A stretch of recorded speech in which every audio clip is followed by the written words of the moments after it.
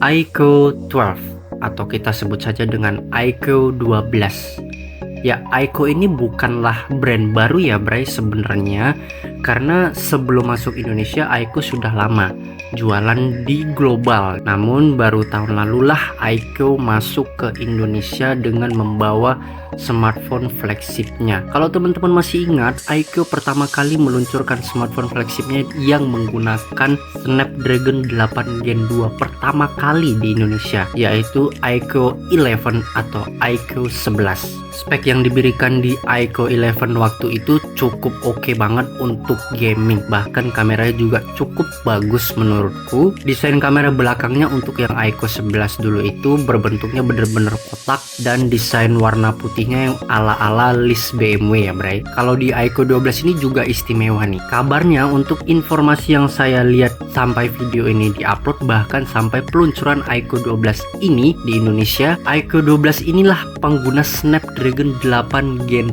3 pertama di Indonesia. Keren nggak sih? Dan desainnya juga membawa penyegaran pastinya ya. Bisa kita lihat dari bentuk kamera belakangnya yang berbentuk oval, tidak kotak seperti sebelumnya. Dan untuk susunan kameranya di sini menurutku cakep gitu ya. Dapur pacunya juga mantep banget di iQOO 12 ini. Langsung saja kita bahas, yaitu spesifikasi iQOO 12. Kita mulai dulu dari sinyalnya, pastinya menggunakan sinyal 5G ya. Support sinyal 5G untuk di Indonesia. Layar yang digunakan AMOLED dengan refresh rate 144 Hz. Kecerahan layarnya diklaim mampu sampai 3000 nits maksimal. Ukuran layarnya 6,78 inci dengan resolusi di atas Full HD+.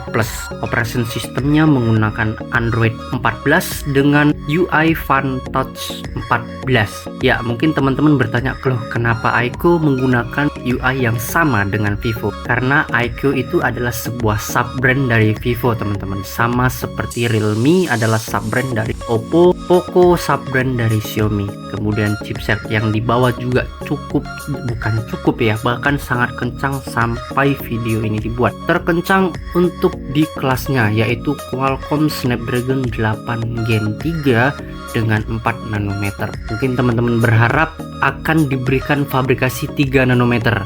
Tapi di sini Qualcomm masih menyematkan 4 nanometer. Mungkin kalau untuk desain fabrikasi 3 nanometer itu cukup rumit ya, butuh riset yang cukup panjang. Jadi menurutku 4 nanometer aja udah cukup, dimana kalau semakin kecil angka nanometer maka semakin kecil pula konsumsi daya baterainya. GPU-nya di Adreno 750, RAM-nya ada pilihan RAM 12 dan juga RAM 16. Pilihan internal storage-nya di 256GB, 512GB dan 1TB.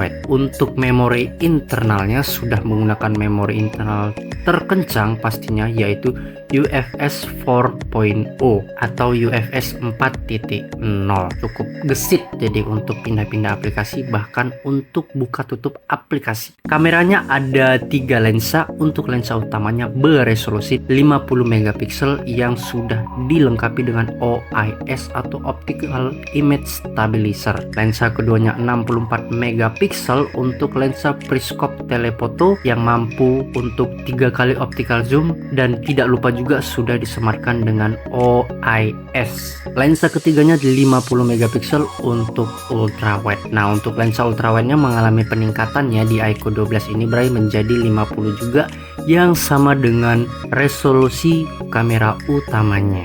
Untuk perekaman videonya maksimal di 8K atau 8K 30 fps. Kalau mau ke 60 fps diturunin ke 4K. Yang pasti video kamera belakangnya sudah dilengkapi dengan EIS atau Electrical Image Stabilizer yang berguna untuk menstabilkan perekaman video kamera belakang dari iQOO 12 ini. Untuk lensa kamera selfie-nya beresolusi 16 megapiksel, kemudian resolusi videonya di Full HD 30 fps, dan Dan untuk perekaman video kamera selfie-nya juga sudah dilengkapi dengan EIS atau Electrical Image Stabilizer. Cakep nih, depan belakang stabil videonya ya bray. Untuk speakernya stereo speaker, wah komplit banget dan tidak mempunyai lubang jack audio. Jadi kalau teman-teman yang pengen menggunakan headset bisa menggunakan TWS atau headset kabel yang colokannya itu support ke Type-C ya. Fitur lainnya ada NFC, USB-nya Type-C, untuk fingerprintnya ada di layar ya bray. Kita lanjut ke baterainya,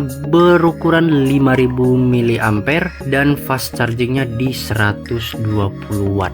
Cukup kencang ya bray untuk pengecasan baterai dari iQOO 12 ini. Untuk harganya sudah saya sematkan link di deskripsi untuk teman-teman bisa lihat harganya untuk yang versi Indonesia. Dan kemudian aku akan membahas kelebihan yang dimiliki iQOO 12 ini. Pertama, jelas layar AMOLED dengan kecerahan maksimal yang menembus hingga 3000 nits. Itu sangat terang. Kemudian resolusi yang di atas Full HD dan Androidnya sudah menggunakan Android terbaru yaitu Android 14, apalagi chipsetnya yang sudah menggunakan Snapdragon 8 Gen 3 yang pastinya sangat kencang dan sangat kuat untuk memainkan game-game berat yang ada di Android saat ini, baik itu Genshin Impact ataupun Car Extract. Dan yang aku suka juga adalah kelebihan dari iQOO 12 yaitu kamera utama dan kamera ultrawide-nya itu beresolusi 50 megapiksel, sama untuk resolusinya ya. Kemudian kelebihan selanjutnya yaitu pastinya perekaman kamera belakang dan kamera depannya sudah stabil karena sudah dilengkapi dengan Electrical Image Stabilizer. Cakep iQOO. Kemudian kelebihan yang paling aku suka yaitu speakernya sudah stereo, karena percuma kalau smartphone itu udah harganya flagship ya tapi speakernya belum stereo, itu sangat sayang banget. Tapi di sini sudah disematkan stereo speaker untuk menambah menarik kesan nonton film ataupun main game teman-teman nanti untuk memiliki iQOO 12 ini. Dan yang pasti kelebihan yang paling aku suka juga yaitu fingerprint ada di layar, kapasitas baterai yang besar dan fast charging yang kencang. Komplit banget. Untuk di iQOO 12 ini aku nggak akan bahas kelemahannya karena kelebihannya ini sudah cukup worth it untuk aku jadikan daily driver sehari-hari si iQOO 12 ini. Tinggal teman-teman saja menyesuaikan kebutuhannya, apakah memang sebanding untuk kebutuhan multitaskingnya menggunakan iQOO 12 ini, maka ini sangat aku rekomendasi untuk dimiliki. Terima kasih sudah menonton video ini, sampai bertemu lagi di video Bray Gadget berikutnya.